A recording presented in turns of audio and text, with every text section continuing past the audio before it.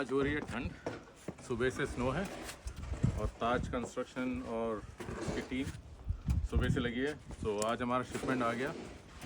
We have a new basement going on. So dry walls आ गई है, fully packed है, नो प्रॉब्लम। मडिंग आ गई है सारी। तो आपने देख लिया, ठंड हो या गर्मी, ताज कंस्ट्रक्शन आपका बेसमेंट, आपका सपनों का घर पूरा ख़त्म करके देगा ऑन टाइम। सो इस मंथ नवंबर 20 तारीख तक हमें ये बेसमेंट फिनिश करनी है। सो मैं आपको बेसमेंट का टूर कराता हूँ।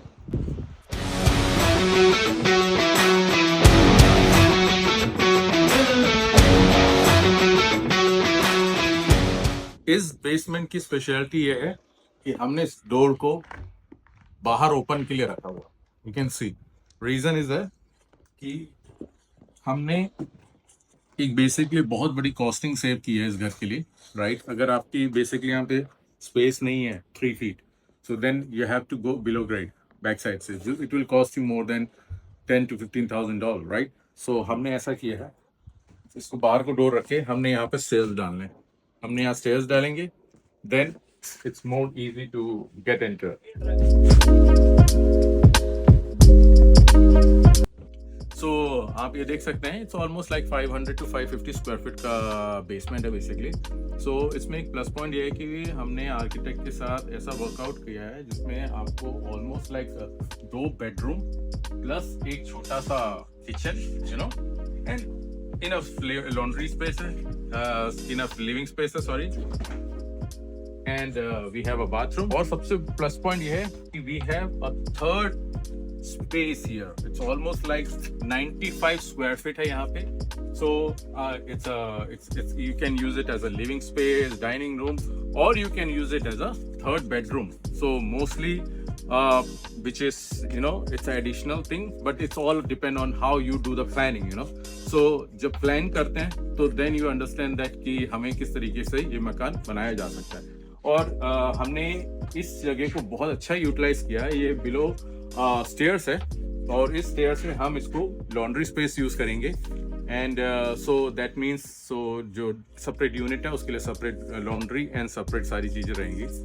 So this is what right now structure everything. आप देख सकते हैं प्रॉपर कोडिंग के साथ हमने ये मकान बनाने का पूरा प्रयत्न किया। इंस्पेक्शन सारे पास हैं। जो हमारी नई बेसमेंट बन रही है उसके लिए क्या क्या कोड, सिटी कोड्स और क्या क्या फॉलो अप करने पड़ते हैं। और बेसिकली ये घर वाले बहुत लकी थे। रीज़न इज दैट ये 5 साल पुराना घर था, तो 5 साल पुराने घर में नए कोड के हिसाब से आपको कोई टेंशन लेने की ज़रूरत नहीं है। आपने वीडियोस देखे होंगे बहुत सारे लोगों के कि नया बेसमेंट है, आपको एक्स्ट्रा 10-15 हज़ार लगेंगे। नहीं, ऐसा कुछ नहीं है। नया जो 5 साल के नीचे का बेसमेंट है, then you have to follow a new code. Otherwise वो जो पुराना कोड है आप वैसे ही करोगे, आपका हीटर का कॉस्ट कुछ नहीं है। सेपरेट HRV हीटिंग कुछ लगाने की जरूरत नहीं है। जो नए घर है उसके लिए yes you have to follow the mentary city code. So मैं आपको दिखाऊंगा अभी इसमें क्या क्या जो चीज़ें लगी, right. So you can see framing खत्म हो गई हमने।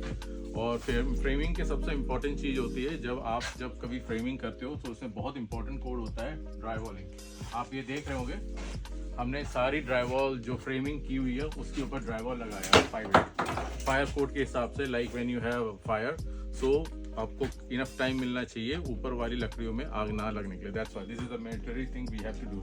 एंड सबसे इंपॉर्टेंट चीज़ है जो मैंने देखे हैं जो मोस्ट ऑफ द कॉन्ट्रैक्टर छोड़ देते हैं। जैसे मैं आपको समझा रहा था कि लाइक जब मोस्ट ऑफ द टाइम जब फ्रेमिंग हो जाती है, so we have to take care जितनी भी वायर हमारी ऊपर से पास हो रही होती है ना स्टड के ऊपर से, सो हमें फायर डैपिंग करनी पड़ती है ताकि वो फायर रेटेड हो। और ये इंस्पेक्शन के लिए बहुत इंपॉर्टेंट होता है। मोस्ट ऑफ द कॉन्ट्रैक्टर्स मैंने देखे हैं कि वो करते नहीं है, या A grades contractor for sure करते हैं और they note the code. You can आप ये भी देख सकते हैं लाइक जितनी भी वायर स्टड से पास हो रही है, so we have to fill that up. So कल को अगर स्पार्क होता कुछ होता आपका घर सेफ रहेगा। सो मैं आपको दिखा रहा हूँ कि लाइक ये है फर्नेस रूम है। फर्नेस रूम में हम फायर रेटेड करते हैं। पहले सेफ एंड साउंड 6 इंच का इंसुलेशन डालते हैं, उसके बाद 5/8 का ड्राई वॉल डालते हैं ताकि फायर प्रोटेक्टेड हो। And for this one we are going to put 2 5/8, so proper protection रहता है और it's more easy for us to convince the city कि हमने प्रॉपरली कवर अप किया। Most of the contractors like क्या करते हैं, वो बाहर से फायर रेटेड प्रोटेक्शन करते हैं, अंदर से ड्राई वॉलिंग नहीं लगाते हैं।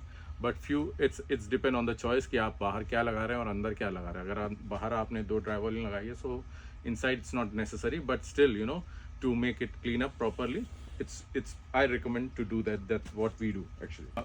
As मैं दिखाना चाहता हूँ, फ्रेमिंग के बाद हम वॉशरूम के लिए हम मोस्ट ऑफ द चीज़ें हम कर देते. टब हमने डाल दिया, यहाँ पर स्टैंडिंग शावर आ रहा है बेसिकली, एंड हम सारे प्लम्बिंग इसका प्रॉपरली किया हुआ है.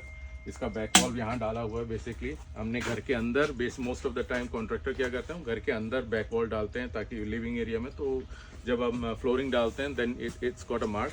तो मैंने उसको बाथरूम के अंदर ही रख दिया है, तो ताकि it's you know it's covered properly.